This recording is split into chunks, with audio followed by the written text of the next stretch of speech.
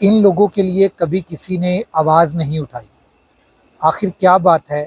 جس طرح کی اسٹرانگ وائس باقی لیڈرز کے لیے اٹھائی گئی ہے، نکالی گئی ہے، اس لیڈر کے لیے نہیں نکالی گئی جس نے کم وقت میں ثابت کیا تھا کہ وہ عمران خان کا ریئل ٹائیگر ہے۔ وہ پریشر اس نے برداشت کیا تھا جو 3.5 سال رہنے والا، سیٹ پر بیٹھ کر مزے لینے والا، پروٹوکول انجوائے کرنے والا، وہ پریشر برداشت نہ کر سکا۔ سب سے پہلے لاکھوں کروڑوں درود آپ صلی اللہ علیہ وآلہ وسلم اور آپ صلی اللہ علیہ وآلہ وسلم کی آل اور اہل بیت پر۔ جی میں نے آپ کے سامنے جو ذکر کیا 3-4 لیڈرز ہیں اس وقت جو قید و بند کی مشکلات برداشت کر رہے ہیں، ان کے متعلق میں نے گفتگو کرنی ہے۔ اس سے پہلے میں عام ورکرز، ٹھیک ہے، اس میں 2 ورکرز ہیں جو 18 ماہ سے قید تھے، ان کی بیل ہو گئی ہے۔ امید ہے وہ کل تک اپنے گھر والوں کے ساتھ اپنے گھر میں جا کر رات گزاریں گے کل کی رات۔ منیب اور اویس، ان دونوں کی جو ضمانتیں ہیں وہ لاہور ہائی کورٹ سے جو ہے وہ ہو گئی ہیں، اور ان کو آج جو ہے وہ روپکار وغیرہ مچلکے وغیرہ بھرے جا رہے تھے ان کے، تو کل امید ہے کہ مچلکے وغیرہ ان کے بھرے جائیں گے، اور ان کے مچلکے بھرے جانے کے بعد ان کی بھی ضمانتیں ہو جائیں گی، اور وہ بھی کل اپنے پیاروں کے ساتھ اپنی زندگی کا نیا سفر جو ہے وہ نیا آغاز کر سکیں گے۔ مگر اب پیچھے رہ گئے ہیں 4 اہم ترین ورکرز جو لاہور میں ہیں۔ میں ان کا ذکر کرنا چاہوں گا ان تمام لیڈرز سے پہلے جو ابھی جیل میں ہیں یا جو کہہ لیں کہ ملٹری ٹرائلز میں چلے گئے ہوئے ہیں، ملٹری کورٹس کے پاس ہیں۔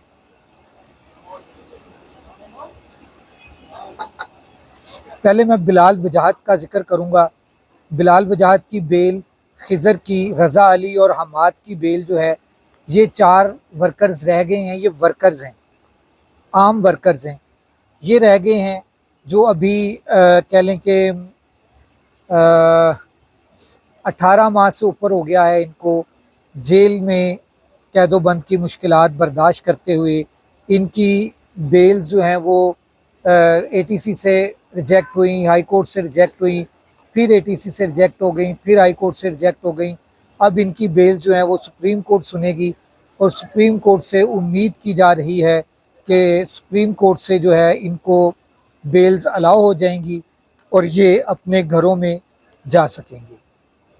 یہ وہ لوگ ہیں جو 9 مئی سے قید ہیں، اور 9 مئی کے ہی یہ انہوں نے آسمان کو دیکھا ہوا ہے۔ اس کے بعد سے یہ مختلف تھانوں میں، مختلف کہہ لیں کہ ٹارچر سیلز میں گزرتے ہوئے تو یہ لاسٹ جو ہیں وہ جیل میں پہنچے، پھر کیمپ جیل میں رہے، کیمپ جیل سے ان کو اٹھا کر کوٹ لکھپت جیل میں شفٹ کر دیا گیا، کوٹ لکھپت جیل سے ان کو دوبارہ سے اٹھا کر کیمپ جیل میں شفٹ کر دیا گیا۔ یہ بیچارے جیلوں میں ہی جو ہے وہ شفٹ ہوتے رہے ہیں۔ اب آ جائیں 3 سے 4 اہم لیڈرز ہیں۔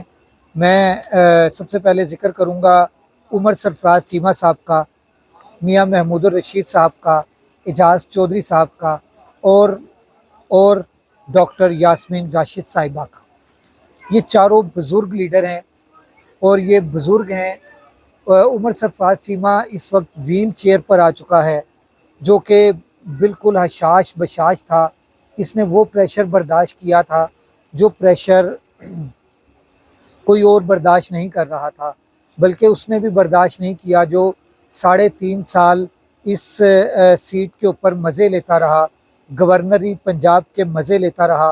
وہ بھی یہ پریشر برداشت نہیں کر سکا تھا، وہ بھی اس سیٹ کو چھوڑ کر نکل گیا، اور عمر سرفراز چیمہ کے سر وہ پریشر آ گیا، اور اس نے وہ سارا پریشر برداشت کیا، اور اس کو اس پریشر کے برداشت کرنے کی سزا کے طور پر اس کو جو ہے ابھی تک جیل میں بند کر رکھا ہوا ہے، اور جو ظلم اور زیادتی ان کے ساتھ ہوتی ہے وہ ابھی بیان کرنے کے قابل نہیں ہے۔ وہ جب آئیں گے تو انشاءاللہ ان کے انٹرویوز بھی کریں گے ہم، اور انٹرویوز کر کے ہم ان کے انٹرویوز بھی لگائیں گے، وہ اپنی آپ بیتی خود بتائیں گے۔ اس کے بعد آ جائیں اعجاز چودھری صاحب۔ اعجاز چودھری صاحب جو ہیں وہ بھی بزرگ سیاستدان ہیں، بزرگ ہیں، اور ہارٹ کے بھی پیشنٹ ہو چکے ہوئے ہیں. ابھی ریسنٹلی 3-4 دفعہ ان کو ہارٹ کے لیے جو ہے وہ کارڈیالوجی لایا گیا ہے.